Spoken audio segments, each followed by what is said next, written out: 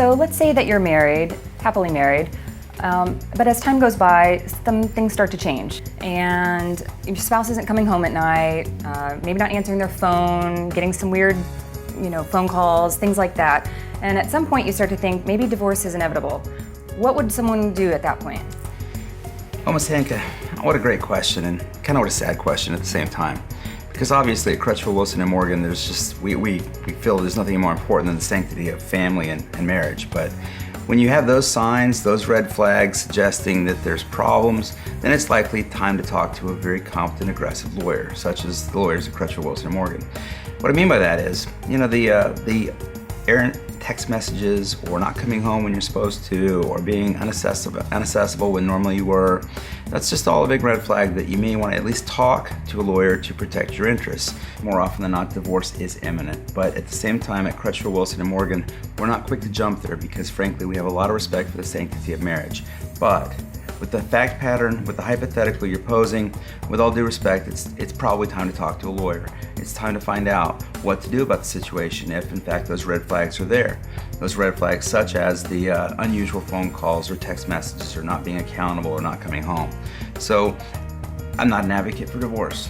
I'm an advocate when divorce is imminent, when there's no alternative. You want zealous, aggressive representation. So I would recommend at that point that you schedule a very confidential, very private office conference with an attorney at Crutchfield, Wilson & Morgan.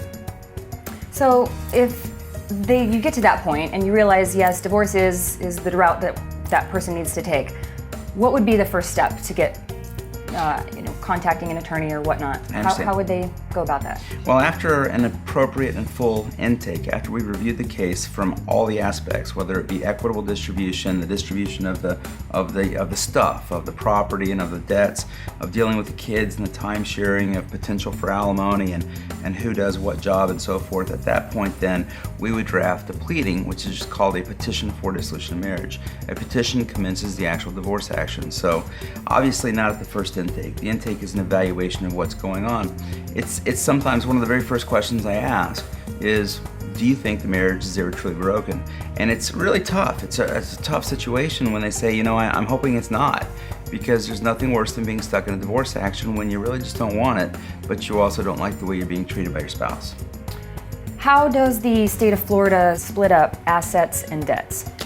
Well, what we deal with there is typically called the doctrine of economic partnership. Very formal, very fancy name, but all it really means is from I do until I don't, from date of marriage until date of filing or separation, usually whichever occurs first. In that time period, all the assets acquired, all the debts acquired are presumptively marital.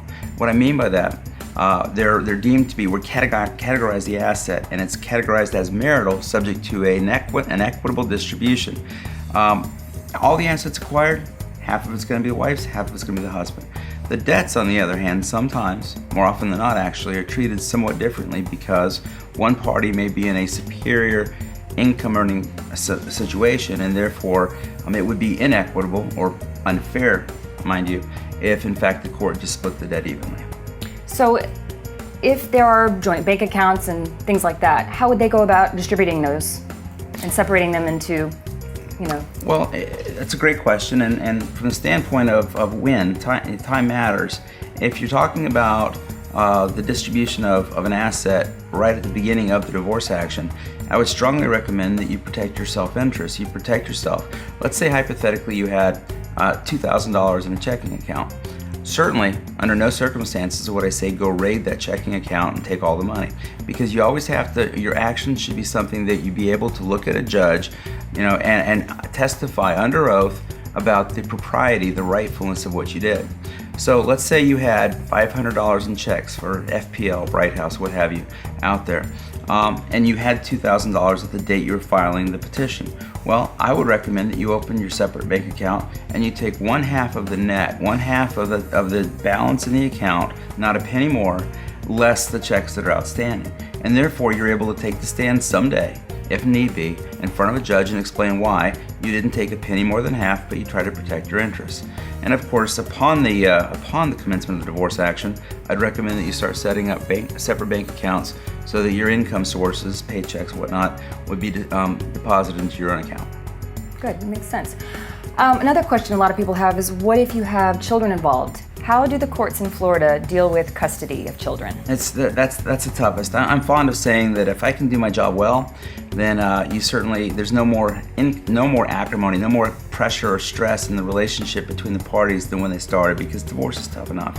But when you have the interests of kids, if we can do our job well, then we try to get to where there's a courteous business-like relationship between mom and dad. Now, sadly, custody fights, they seem to become mudslinging contests, because these two people generally decided to bring a kid into this world, or multiple kids in this world, by the grace of God, and frankly, there's a good mom and there's a good dad. It's honestly a rare case where one parent simply does not ever seem to think about the best interests of their children. So more often than not, it's a matter of trying to timeshare the kids, trying to formulate a plan that actually fits with their respective schedules for work. The more complicated cases are when you have somebody like a firefighter who's 24 on, 48 off, and the schedule already doesn't fit our typical society of Monday through Friday, 9 to 5. But the child custody issues are very complicated in Florida, and they've evolved quite a bit. Would you like me to explain more to that? Yes, and in addition to that, how would somebody go about it if they're not married, however they have had children? They're just a boyfriend and a girlfriend. The nice thing is the concept of law, the issues and how they're addressed are very similar. The only difference is if they're not married but they have kids together, it's a paternity action, and therefore you're not getting into issues of equitable distribution or alimony. It's simply time sharing of the kids. Now, the time sharing of kids, though, there's a whole lot to this issue. There was a time in Florida when there was a presumption in favor of women over men, the tender age doctrine. And the tender age doctrine said from infancy up to 9 years of age, children were presumptively better off with mom than dad. Now, mind you, I'm talking about a doctrine that's long since been abolished as gender discrimination, well before Michael Keaton and Mr. Mom. With all due respect, nobody talks about the tender age doctrine anymore. And then the statute, the legislature modified the considerations for the court from presumption in favor of mom to the courts may, not shall, but may consider split rotating custodial arrangements. I can't tell you how many times people sit in my office and say, I want joint custody. I've been doing this for 21 years and I don't know what that means. I know what a split rotating custodial arrangement is, but we also have done away, we being the Florida legislature, did away with the terms like primary residential custodial parent. We're all about time sharing, and we're all about also trying to get a nice balance between what's in the best interest of the kids for having a time sharing with mom and having similar time sharing with dad, or at least relevant, important time sharing with both parents. So, Mr. Crutchfield, can you give me a little bit of basic framework on how alimony works? I'd be happy to, thank you. Alimony in the state of Florida, it deals with Chapter 61.08, and what we're talking about, we've actually had a lot of changes to this area of law recently, but with all due respect, it's a matter of making certain that somebody does not go from the penthouse to the poorhouse by virtue of the divorce action. Now, the first question we have in Florida courts, typically in an alimony action, is what is the length of marriage? In the state of Florida, 0 to 7 years of marriage is a short-term marriage by definition. In a short-term marriage, there's a presumption against permanent periodic alimony. What used to be 7 to 15 years would be considered a gray area marriage, where there's neither a presumption in favor of nor a presumption against permanent periodic alimony. And of course, then 15 plus years would be a long-term marriage with a presumption in favor of. Interestingly, the Florida legislature changed that recently to state that a mid-range marriage went to 17 years, so it's getting more and more conservative before there's an award of permanent periodic alimony. That's just the threshold question, Ms. Anka. After you pass the threshold, say you had a 25-year marriage hypothetically, the next question for the court would be need versus ability to pay. I'm fond of saying that we all have a need. I think Oprah Winfrey and Bill Gates likely have a need, but we don't all have an ability to pay. So say we had two people, husband and wife, 20-year marriage, but they both made a handsome salary of similar value. That likely wouldn't be an appropriate alimony case. There'd have to be some other consideration, such as a disability, or such as an illness, or such as some ability not to be able to continue to perform one's duties before alimony would probably kick in a situation where the incomes were already so equal. Now say you had a homemaker. She hasn't worked, he or she has not worked, she stayed home, and the other person was the breadwinner and they made a handsome salary, and it was a long-term marriage. Without question, it'd likely be an appropriate alimony case. There are a lot of different concepts under alimony. I've touched on permanent periodic alimony. That's the granddaddy, the big one. until remarriage or death, typically permanent periodic alimony continues. In Florida, we have several different other concepts. We have this concept of rehabilitative alimony, perhaps trying to help the non-working spouse reposition themselves, re-employ themselves, re-educate themselves to where they could become more gainfully employed.